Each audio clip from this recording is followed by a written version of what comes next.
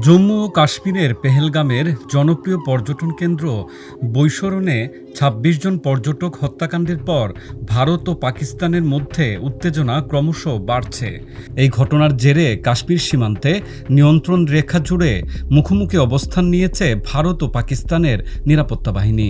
গত ২ রাতে দুবার দুই দেশের নিরাপত্তা বাহিনীর মধ্যে গোলাগুলি হয়েছে।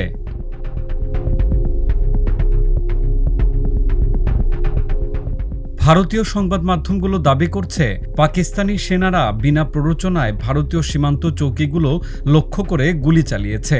ভারতীয় সেনাবাহিনীর সূত্রের বরাত দিয়ে এনডিটিভির প্রতিবেদনে বলা হয়েছে, কাশ্মীর ও লাদাখের নিয়ন্ত্রণ রেখা বরাবর একাধিক পাকিস্তানি পোস্ট থেকে এলোপাতাড়ি গুলি চালানো হয়েছে। কর্মকর্তারা বলছেন, ভারতীয় সেনারাও পাল্টা জবাব দিয়েছে। ভারতীয় সেনাবাহিনীর এক বিবৃতিতে বলা হয়েছে, ২০২৫ সালের ২৫ এপ্রিল দিবাগত রাতে কাশ্মীর জুড়ে নিয়ন্ত্রণ রেখা বরাবর একাধিক পাকিস্তানি সেনা পোস্ট থেকে বিনা কারণে ছোট অস্ত্রের ফায়ারিং করা হয়েছে। ভারতীয় সেনারা ছোট অস্ত্র দিয়ে এর যথাযথ জবাব দিয়েছে। কোনো হতাহতের খবর পাওয়া যায়নি। গত ২৪ এপ্রিল অর্থাৎ বৃহস্পতিবার রাতেও একই ধরনের বিচ্ছিন্ন গুলির ঘটনা ঘটেছিল। এই ঘটনাকে নিয়ন্ত্রণ রেখায় সংঘাতে না জড়ানোর চুক্তির লঙ্ঘন হিসেবে দেখছে ভারত, যেখানে পেহেলগামের ঘটনার প্রতিক্রিয়ায় ভারত পাকিস্তানের বিরুদ্ধে একগুচ্ছ কঠোর পদক্ষেপ নিয়েছে। পাকিস্তানও পাল্টা পদক্ষেপ নিয়েছে। এই পাল্টাপাল্টি পদক্ষেপের মধ্যে সীমান্তে উত্তেজনা ক্রমে তীব্রতর হচ্ছে। গত ২২ এপ্রিল মিনি সুইজারল্যান্ড খ্যাত বৈশরণে ছুটি কাটাতে যাওয়া কমপক্ষে ২৬ জন পর্যটককে গুলি করে হত্যা করে ৫ জন অস্ত্রধারী। দ্য রেজিস্ট্যান্ট ফ্রন্ট নামে একটি অজানা সংগঠন হামলার দায় স্বীকার করেছে। ভারতের দাবি, এই সংগঠন পাকিস্তান ভিত্তিক লস্কর-ই তৈয়বার সঙ্গে যুক্ত।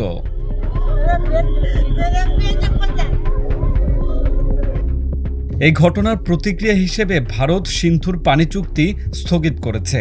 দিল্লি থেকে কড়া বার্তা দিয়ে পানি সম্পদ মন্ত্রী সি.আর. পাতিল হুমকি দিয়েছেন, সিন্ধুর এক ফোঁটা পানিও পাকিস্তানে যেতে দেওয়া হবে না।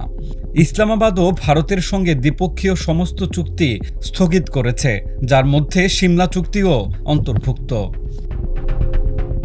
ভারত ও পাকিস্তান উভয়েই কূটনৈতিক কর্মীদের প্রত্যাহার করেছে এবং একে অপরের নাগরিকদের জন্য ভিসা পরিষেবা বন্ধ করে দিয়েছে। এমনকি দর্শনার্থী ও পুণ্যার্থীদের নিজ দেশে ফিরে যাওয়ার জন্য একটি সংক্ষিপ্ত সময়সীমা দেওয়া হয়েছে।